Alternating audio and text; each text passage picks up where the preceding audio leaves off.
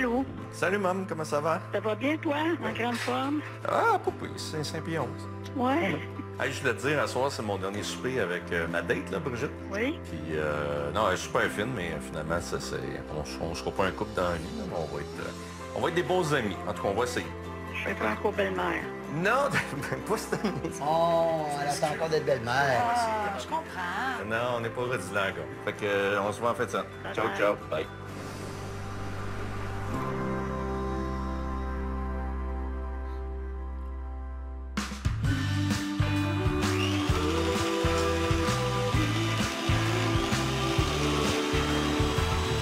Yes?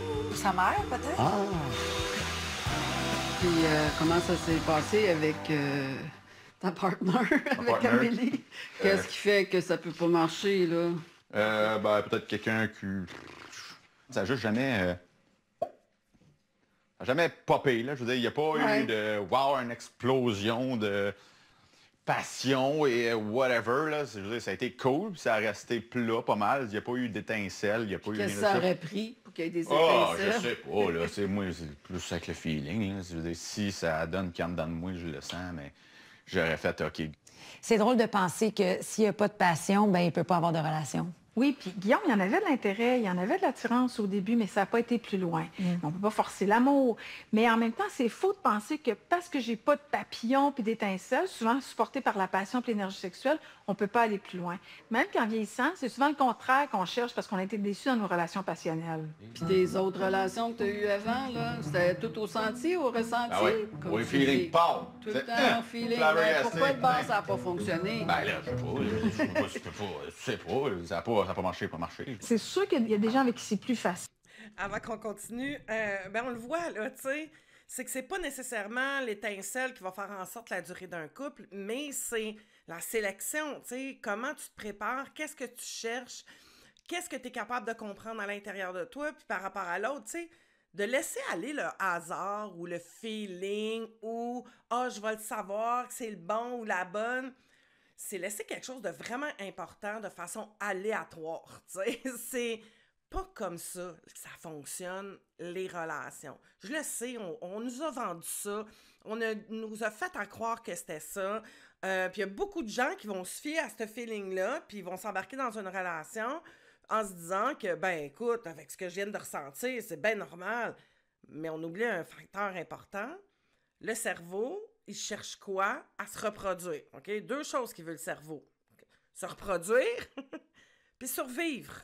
C'est les deux fonctions que le cerveau y exécute, OK? Fait que donc, il t'a donné des hormones pour faire en sorte que tu sois attiré par quelqu'un et ce quelqu'un-là, dans un objectif de te reproduire et de survivre.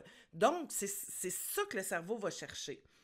Est-ce que ça veut dire que ça va être une relation qui va t'épanouir, avec laquelle tu vas grandir?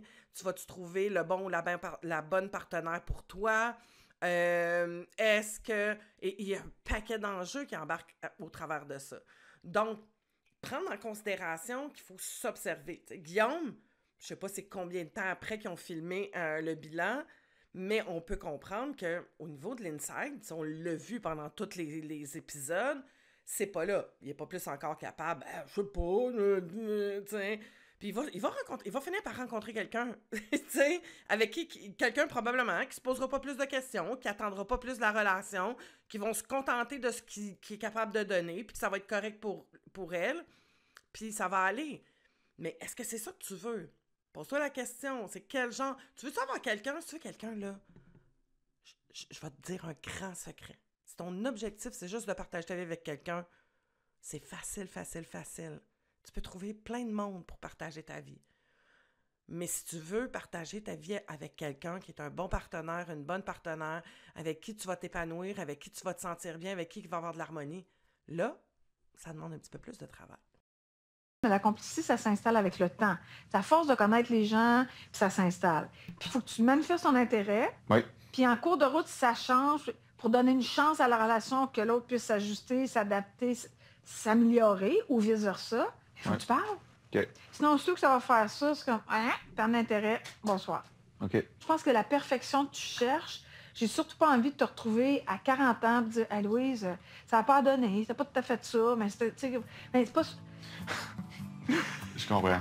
J'ai hâte que tu me racontes. Mon voyage? Oui. C'est passé beaucoup de choses. On a fait vraiment beaucoup d'activités. On s'est embrassés. Ouais. C'était vraiment un film américain, là. On était sur la plage. C'était le lever du soleil. Puis là, on sent que c'est là qu'on va s'embrasser, genre, pour la première fois. Puis on est vraiment gênés. On rit pendant de longues minutes.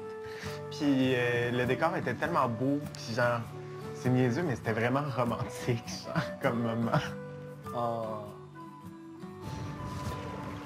Comment ça a été? Magnifique. Puis on a vraiment bien mangé. Ah, c'est Ah oui, vraiment. Puis moi et Gabriel, on adore ça, les Ah primeurs, ouais. fait que, Puis là, moi puis Gabriel, ça va être une phrase qu'on va entendre dans le quotidien? c'est un peu bête, je le sais pas encore. Tout se fait extrêmement lent. Moi, à chaque fois qu'il se passe un pas de plus, comme la cohabitation, comme se coller dans le lit ou comme là, s'embrasser, à chaque fois, je pense que ça va débloquer vers quelque chose d'autre, qu'on va peut-être passer à une autre vitesse, mettons, même si c'est pas rapide. Puis à chaque fois, c'est pas le cas. OK. Je sais vraiment pas où est-ce qu'on s'en va avec ça. Comme j'ai dit à Louise, ça nous a demandé si la porte était ouverte. J'ai dit, ben oui, elle est ouverte la porte, mais on n'est pas encore rendu à la porte. Tu sais? OK. C'est comme si, là, il y a un baiser, tu sens quelque chose, mais parce qu'il n'y a pas de suite, toi aussi, tu refermes la porte. C'est compliqué, hein? C'est pas évident. Ça commence à être laborieux un peu, là. Ça vous tente-tu ou ça vous tente pas? Qu'est-ce que tu penses, spontanément, qui te sécuriserait? Juste un petit peu plus, disons, de tendresse, d'affection, de proximité, disons. À cette étape-ci, avec Sébastien, ce Ouais. serait comme le moment opportun d'y confirmer avec un peu plus de tendresse, de C'est démonstration ça, de là. Oui. parole. Parce que vous arrivez à mi-chemin là, dans vos différences, mais il y a quelque chose de tendre qui peut s'installer, qui peut se manifester plus dans l'échange, parce que le réel vrai besoin du corps, c'est tellement d'être touché. Les gens Vraiment. ne sont pas en relation depuis des années. Souvent, ce qu'ils disent, c'est ça manque d'être collé, d'avoir de l'affection, d'être tendre avec quelqu'un d'autre. Là, vous êtes embrassés une fois. On s'est embrassés, non, 2-3 fois. Ah, OK. Ça, c'était comme la fois, C'était là, la genre première first fois. kiss. Puis on s'est embrassés, je sais plus quand, là, mais tu sais, le lendemain. Après, genre. Je pense qu'on est un peu gênés de ce côté-là. Je suis partagé entre, ben, pour l'expérience, c'est parfait. Dans la réalité, comment je vais jongler avec ça à long terme? Je vais-tu m'essouffler de que le moteur s'arrête tout le temps, genre? Ouais. Donc j'ai genre un chum. C'est vrai. Ouais. T'as un chum. J'ai un chum. J'adore ça. Ouais. On n'est pas encore rendu à l'étape de se dire en couple. Oh, OK, là, c'est vraiment pas à la même appelez-vous. place. On n'a pas eu encore d'intimité sexuelle. Peut-être qu'il n'y en aura pas du tout. Je ne sais pas encore ça va se manifester de quelle façon. Tu sais, c'est comme plein de questions que j'ai pas de réponse. Puis c'est ça. Mais voyons, là, Gabriel, il dit avoir un chum, mais là, Sébastien, il doute encore. Mais oui, mais Sébastien, il a Ils sont dans deux films différents. Et c'est pas rare. C'est pas rare parce qu'on part avec notre interprétation, avec notre paire de lunettes, avec notre perception. Puis autour de ça, on crée un petit film. Puis on finit par penser que ce petit film-là, ben c'est ça ma réalité. Mais ça peut créer des frictions quand on joue dans deux films différents. Hein. Il n'y a pas eu de confirmation. Fait que c'est sûr qu'il se remet en question puis il tombe dans le doute. Gabriel, fidèle à lui-même, comme dépendant, il a statué qu'il y avait un amoureux. Il a juste oublié d'en informer Sébastien. C'est ça. Mais peut-être que Sébastien a besoin de plus pour être en couple. Mais ça va être leur défi à tous les deux d'apprendre le langage de l'autre. C'est vraiment l'exemple typique. On est les meilleurs professeurs l'un de l'autre. Puis ça confirme juste que les perceptions sont souvent à la base de plusieurs malentendus. Fait qu'il faut se parler pour être ensemble, être en relation.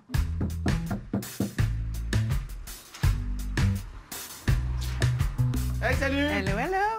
Comment ça va? Va bien, toi? Ça va bien, ça va bien. Avec une bouteille de vin? Oui, oui. J'espère. Avec quoi tu repars, Guillaume? Qu'est-ce que tu en gardes comme enseignement? C'est vraiment de catcher où est-ce que je me situe en tant que gars rationnel versus quelqu'un d'autre qui est émotif. J'avais l'impression que j'avais des informations sur moi qui étaient un petit peu éparpillées, puis tout est comme t'as tout aligné ça, puis ça m'a comme fait ça m'a comme rentré dedans, puis là j'ai comme catché là. Notre dernier cheers. Oui! Hey! Et est-ce que je me rends compte aussi, tu sais, là, ce qui aurait été intéressant, qu'est-ce que tu as catché au juste? Est-ce que tu peux me décrire ça? Parce qu'il manque de vocabulaire aussi, de Guillaume, tu sais. les mots, c'est des mots fourre-tout qui décrivent pas nécessairement. Tu sais, fait que je m'assurais de... J'ai réaligné quoi? Qu'est-ce qui est devenu clair pour toi? Tu sais, des fois, quand tu te retrouves devant quelqu'un qui a un peu ce style-là, va chercher plus d'informations pour que ça devienne clair pour toi. J'aimerais ça comprendre.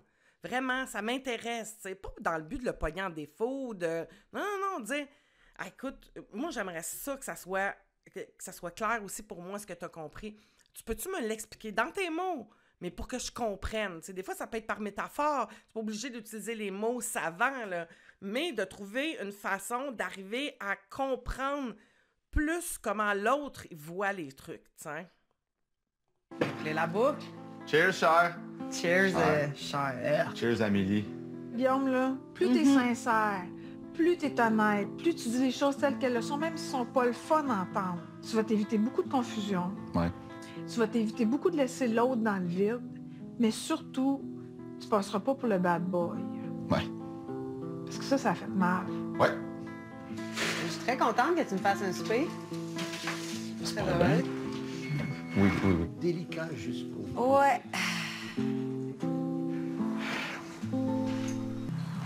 J'ai pris Carlos en premier, ça a foiré. Et avec toi, ça aurait pu tirailler, mais j'ai décidé de mettre de l'eau dans mon vin. C'est ça que je trouve beau en cinquantaine parce que j'assume beaucoup plus mes affaires. Si je me sens envahie, je me sens inconfortable, moi je le dis. Je le dis. C'est bien. C'est Ouais. une belle qualité. Puis je suis surtout pas hypocrite et je déteste l'hypocrisie. Vraiment, ça paraît-tu? Oh que oui qu'on sait ce qu'elle pense. Fait que t'es contente de finir l'expérience. Ouais. T'as fait un excellent choix. Carlos, c'était un très bon choix.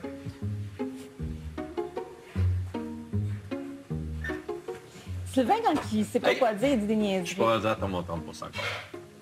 Je te check, là. Oui, je sais que tu le fais. Fait que t'es contente de faire... Tu sais, tout le long, Sébastien et Louise me disaient, OK, t'as vraiment un côté militant fort, puis tu t'exprimes sur plein de sujets, puis comme tu veux que tout le monde soit égaux, etc. Puis je le faisais même pas pour moi. J'avais pas le courage d'être, oui, j'ai le droit d'exister. Mais tu le portais en toi, mais tu l'exprimais Ouais, ben que pas aussi pour fort. les autres, Ouais. comme oui, Ouais. allez-y, genre vivez vos différences pis tout ça, mais à l'intérieur de moi, j'étais pas capable. C'est quoi ton plus grand dépassement à toi?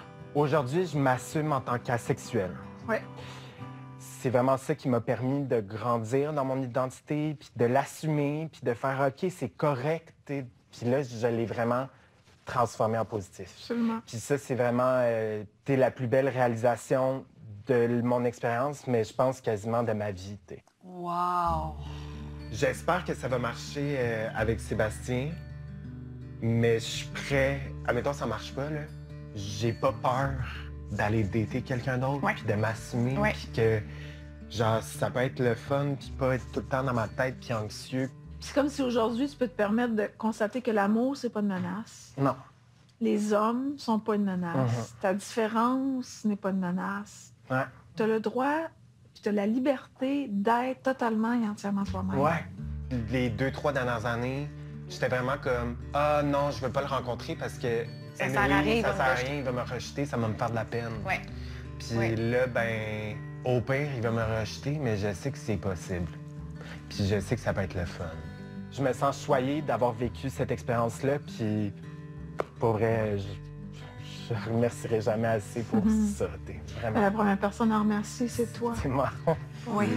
Tu sais, quand tu dis « je trouvais pas ma place en société », ce que tu mets en mots, ça s'appelle un sentiment d'appartenance. C'est comme si tu appartiens à la race humaine, aux êtres humains avec lesquels tu as le droit de te vivre, puis d'être dans toute ton unicité. C'est fini d'être à part, de te sentir seul dans un coin. C'est beau de les voir évoluer comme ça. Il y a un coffre plein d'outils, tu sens qu'il va s'en servir. Ouais. Je voudrais revenir sur pour amener un petit peu une autre perception par rapport aux gens qu'on rencontre et qui n'ont peut-être pas envie d'être en couple avec nous. Parce que, est-ce que c'est nécessairement du rejet? On le vit comme ça, peut-être, t'sais, parce qu'on se dit, ben, il veut pas de nous. Mais s'il veut pas de nous, ça veut pas dire qu'on n'est pas correct non plus, t'sais. Rejet veut dire, je ne veux pas. Je ne veux pas peut-être de ce style de vie-là. de ce genre de partenaire-là, mais ça fait de toi quelqu'un qui est pas correct? Est-ce que ça fait de toi quelqu'un qui est pas aimable? Tu sais, là, rationnellement parlant, là, ben non. C'est juste que ce que tu es, ce que tu démontres, ce que tu as envie, ben c'est pas de ça que je veux, moi. Parce que moi, j'ai envie de ça. Puis, c'est-tu correct, ça? Ben moi, je pense que oui. Parce que ça veut dire que toi, tu pourrais pas dire ça d'un autre. Si tu rencontres quelqu'un, est-ce que ça se pourrait que toi, tu te dises « Ah, ben non, je veux pas de ça. » Tu sais, c'est pas de ce genre de style de personne-là, avec ces styles de valeurs-là, avec ce qui dégage comme personne, avec ses traits de caractère-là, ou avec ce physique-là, ou avec ces choix de vie-là. Moi, c'est pas de ça que je veux. Puis est-ce que ça veut dire que tu le rejettes parce qu'il est burk? Parce qu'il est... Non, c'est juste que ça convient pas à ce que toi, tu veux. Tu ne veux pas ça. Et c'est OK.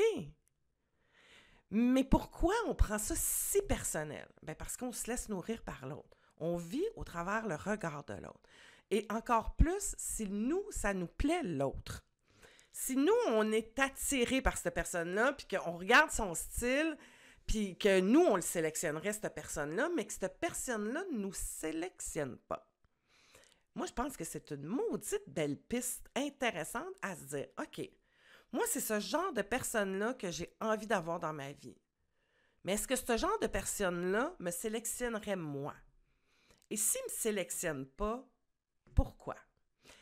Et là, tu peux peut-être regarder, est-ce que toi, t'offres quelque chose qui attire ce genre de personne-là? Pas pour devenir quelqu'un d'autre, mais de relativiser et te servir de ça pour dire, est-ce que ce que moi je veux est à la hauteur de ce que j'offre? Sélection. Je dis souvent à mes clientes, tu vas toujours attirer une personne qui est à peu près du même niveau d'autonomie affective que toi. Si tu es à 20 ou 30 d'autonomie affective, tu vas attirer, puis tu vas vouloir, la personne qui va vouloir se mettre en couple avec toi, ça va être une personne de 20 à 30 aussi d'autonomie affective.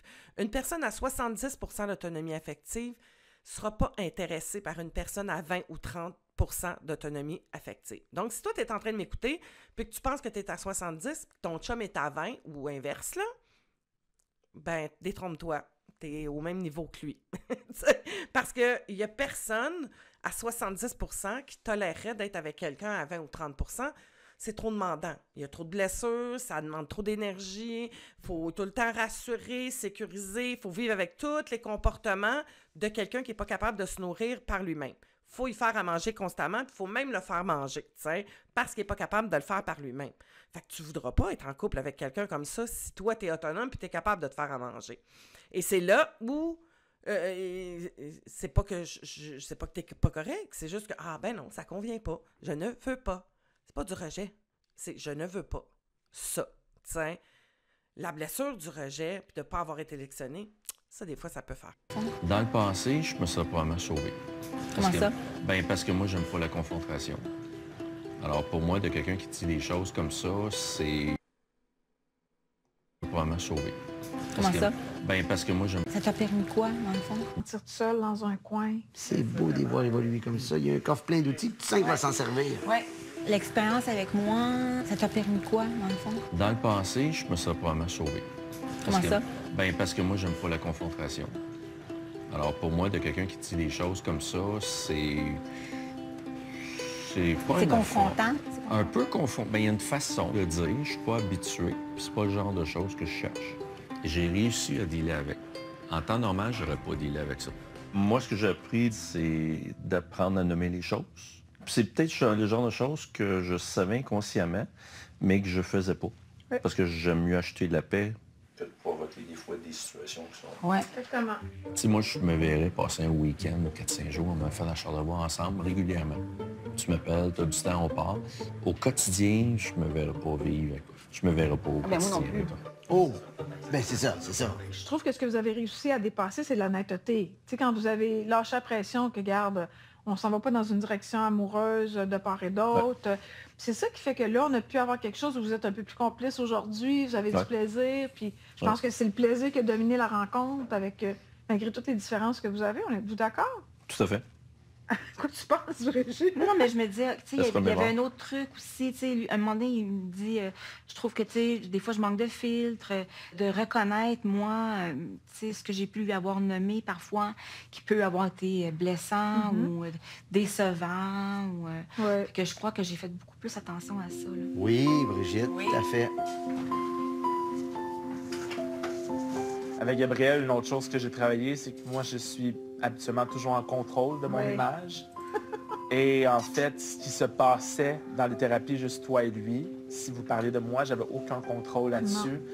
Et bien que ça me tracassait, j'ai quand même essayé d'être le plus zen avec tout ça. Et j'ai pas à chercher à savoir ce qu'il avait dit ou comment que j'avais été perçu ou ça lui appartient avec toi. C'est ça.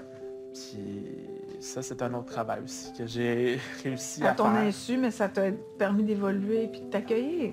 Exactement. J'avais jamais été en couple. C'est très difficile de vivre dans le regard de l'autre. Puis il y en a tellement, là. J'ai vécu dans le regard de l'autre, puis encore, là. Tu sais, moi, je le dis souvent, mon autonomie affective, là, ça fluctue entre 70 et 80, tu sais. J'étais à du 15, 20, 25 quand j'avais 20 ans, là. Tu sais, fait que c'est quelque chose qui, pour moi, est primordial parce que j'étais tellement pas bien quand je vivais dans le regard des autres. C'est tellement pénible, c'est tellement énergivore parce que tout un chacun vient te nommer la valeur que tu as. C'est énorme, imagine, tu sais, toutes les gens que tu croises, ta valeur dépend de la personne qui te connaît peut-être pas, que tu n'as jamais vue, mais que tu y accordes plus d'importance dans ce qu'il va penser de toi que ce que toi, tu penses de toi. C'est un non-sens quand on y pense comme... Ça fait beaucoup de mots pense, là. Mais c'est un non-sens quand on réfléchit à ça. De laisser l'autre décider de ma propre valeur, t'sais. C'est là où il faut développer son adulte conscient, travailler sur soi, d'apprendre à être un parent bienveillant pour soi-même, avec un regard. Et si on est comme ça, c'est qu'il y a eu des manques dans notre histoire. L'enfance a créé ces vides-là et ces trous-là, et notre perception et notre façon de nous conditionner. Donc, c'est un essentiel dans la vie de changer sa programmation, puis, ou du moins d'en prendre conscience, puis de regarder ce qui est là. Juste de devenir conscient, ça change plein de choses dans la vie, tu sais. C'est énorme prendre conscience de qui on est, tu sais. Je te le souhaite sincèrement, tu sais. Et c'est un essentiel. Pour moi, c'est un essentiel. Ça serait pas possible de vivre sans tout ce que je connais de moi maintenant, tu sais. Je pourrais pas imaginer ça.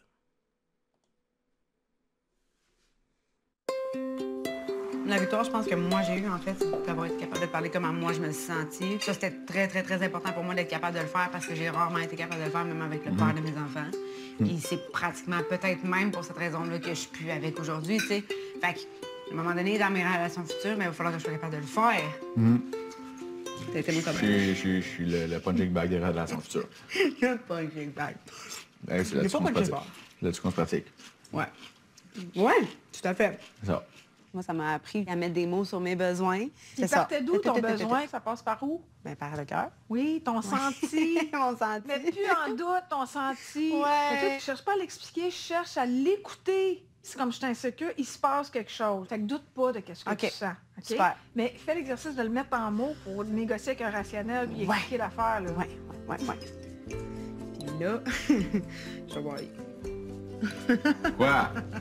Je sais pas. Parce qu'on parle à la fin. Ouais. Ouais, ça me fait quoi, hein? Ben, c'est un voyage qui est nice. Oui, mais oui. OK. C'est un nice broyage. Nice.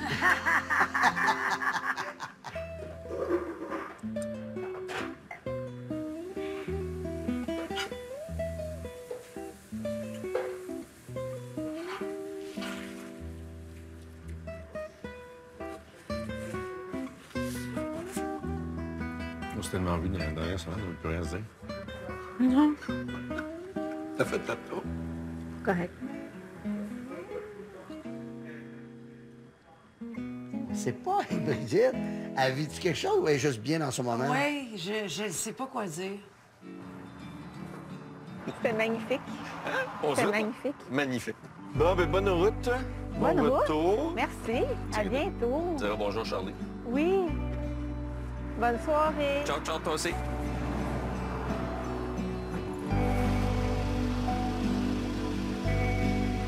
Eux autres, c'était leur dernier souper.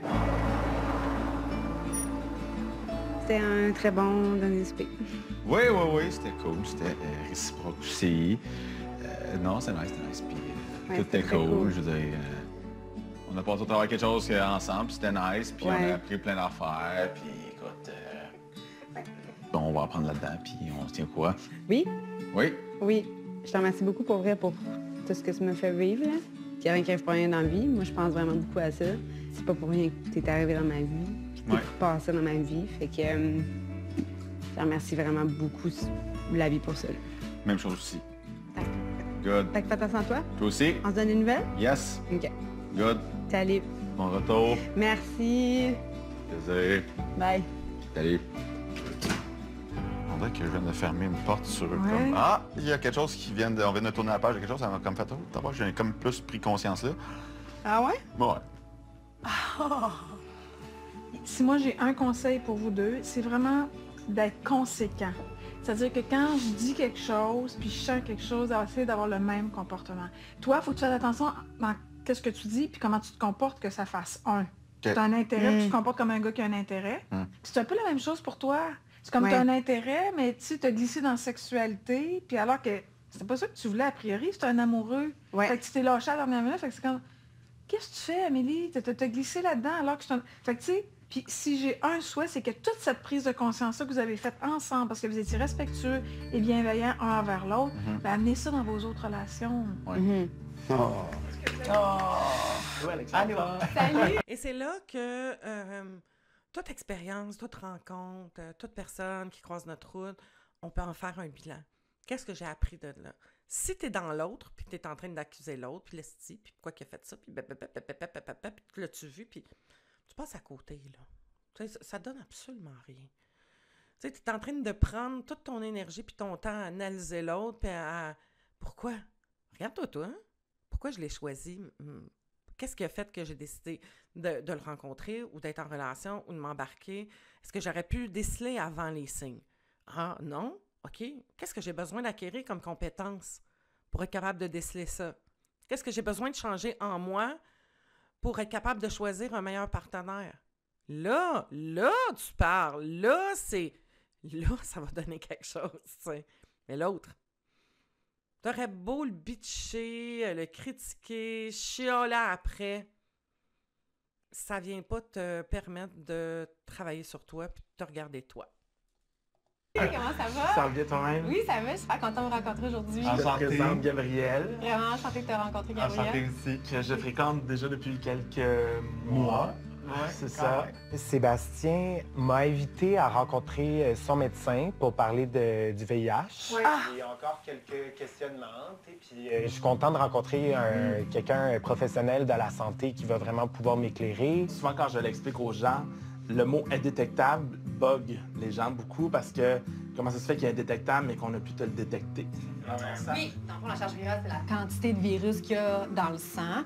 La technologie des machines a fait en sorte qu'on est capable d'abaisser le seuil de détectabilité de plus en plus. Tu sais, là, à l'heure actuelle, nous, être indétectable, c'est en bas de 20 copies par millilitre. C'est pas zéro. On va réussir à en trouver encore, mais pas assez en grande quantité pour vraiment causer dommages autant au niveau de ta santé qu'au niveau de la transmission. Je me rappelle que tu m'avais déjà dit que ma charge virale, c'était un petit chiffre, là, je ne me rappelle plus combien, mais on va dire entre 20 et 40 peut-être, si je ne me trompe pas. Puis, juste pour me donner un exemple, disons quelqu'un qui ferait absolument pas attention, qui ne prendrait aucun médicament, tout ça, ça pourrait aller jusqu'à combien, disons, pour faire un écart? Des centaines de milliers, des millions. Ah ouais, versus comme 20, disons. Oui, c'est Fait qu'il y a vraiment un gros jeu. Fait que dans le fond, à l'heure actuelle, nous, ce qu'on considère vraiment dans les critères pour dire indétectable égale intransmissible, il faut faire ses suivis de charge virale au moins 4 à 6 mois. Puis il faut prendre la médication comme elle est prescrite. Fait que dans le fond, les cas où on va devenir détectable, c'est quand ça ne respecte pas ces consignes-là. Puis nous, ce qu'on a aussi comme option, c'est qu'on peut à ce moment-là te recommander ce qu'on appelle la PrEP ou la prophylaxie pré-exposition, qui est un médicament qu'on va te donner justement pour te protéger d'attraper l'infection VIH. N'en demeure pas moins que on parle de l'indétectabilité, l'intransmissibilité, mais c'est que sur le VIH. Fait que, tu sais, la recommandation demeure encore de continuer à porter le condom pour se protéger des autres infections transmises sexuellement ou par le sang. Mais par rapport au VIH, on est quand même capable d'offrir des options intéressantes justement pour te protéger toi, puis te rassurer. Moi, Sébastien, je veux vraiment honorer le courage que tu as eu de parler de ta séropositivité. Je sais que tu as dû le faire avec ton entourage, avec chacun d'entre nous. Puis à quel point ça va servir, ça va être guérissant pour plusieurs téléspectateurs qui n'ont pas eu le courage, peut-être pas le support que tu as eu pour ouvrir là-dessus. Puis il y a un virus qui nous plane au-dessus de la tête actuellement, qui est le COVID, mais il y en a un qui est aussi latent, qui est toujours présent. Puis c'est important ce que tu as fait. Merci beaucoup de cette grande générosité de cœur, de cette honnêteté-là, puis de ton grand cœur. Mais merci aussi à vous de me permettre d'en parler puis que ça soit œuvre utile, peut-être. Puis je veux qu'à travers ça, t'oublies plus jamais que t'es plus seule. T'es capable d'ouvrir, de te présenter tel que t'es, avec tout ce que ça comporte. Puis t'es plus jamais seule. Merci. Merci beaucoup.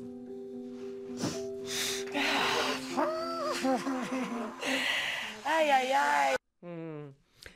Que c'est beau de pouvoir en parler comme ça, de le dire. J'ai travaillé pendant plusieurs années auprès de gens qui étaient porteurs du VIH, qui étaient séropositifs. Et il y a de ça quand même une quinzaine d'années, là, si c'est pas plus.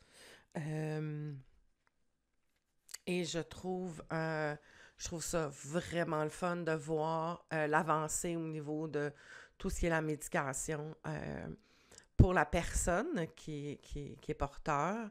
C'est rassurant de savoir que en prenant ta médication de façon régulière, que tu ne peux pas transmettre ça aux autres. Parce que c'était une des choses que les gens vivaient qui créait énormément d'anxiété, cette part-là de le transmettre.